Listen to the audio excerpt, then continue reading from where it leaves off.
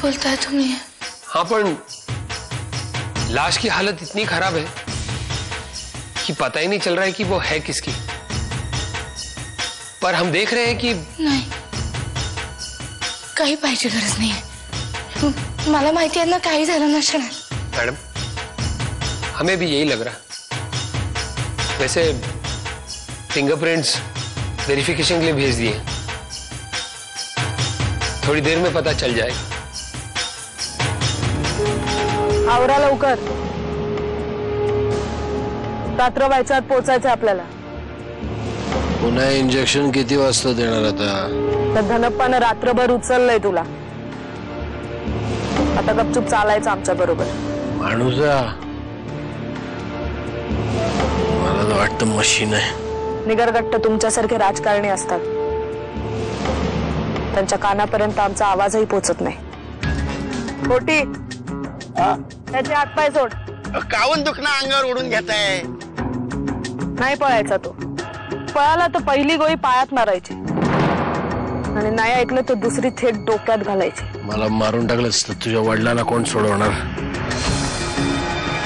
अमृताताई, दूध आणले तुझ्यासाठी, धर।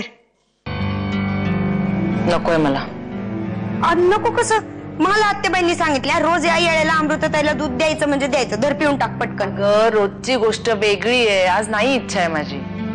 आता दूध प्यायला इच्छा लागते का? पटकन पिऊन टाकायचं एका घोटात, काय असतं त्याच्यात, धर। अगं पण ते पिण्यासाठी मानसिकता नीट असायला हवी ना। तर हे आणि काय असतं?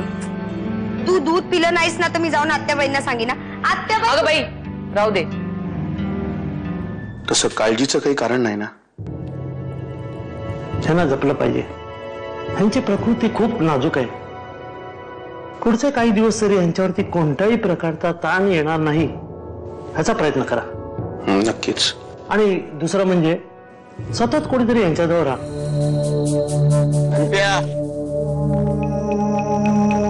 खोटी, मला वाटतं थोडा वेळ आपण थांबावं। कसं शक्य आहे? खोटी काळजी करू नको, तुम्ही लोक झोपा थोडा वेळ। नंदिनी, हा ऑल्ट आपल्या प्लॅनिंग मध्ये नाहीये आणि कालीशी पण कॉन्टॅक्ट करण्याचा काही मार्ग नाहीये। काही होत नाही रे, तुम्ही लोक झोपा, त्याच्याकडे लक्ष द्यायला मी आहे ना। हा तुम्ही काय झालं दादाला? दादाला काय झालं?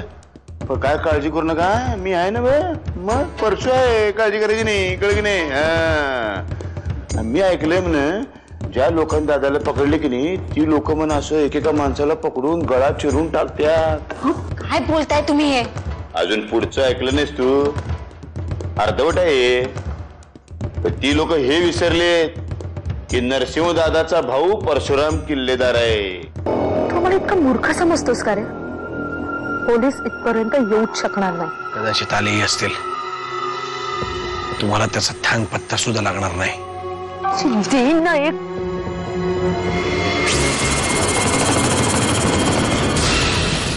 जानकी वहिनी, मला असं वाटतंय तुम्ही मुंबईला परत जाणंच योग्य आहे, कारण तुमचं इथं राहणं सुरक्षेच्या दृष्टीने अवघड आहे।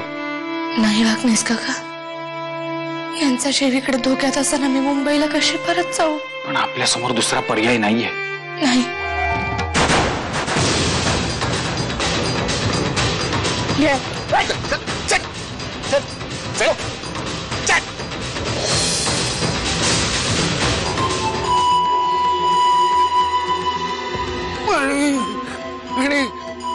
जंगलातच लहानाचे मोठे झालोय आम्ही,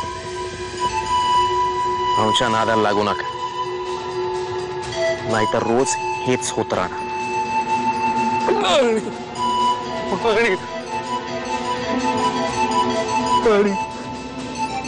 पाणी खूप आहे इथे,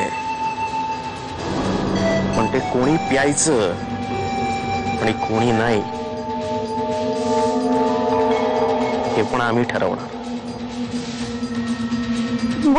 जगायचं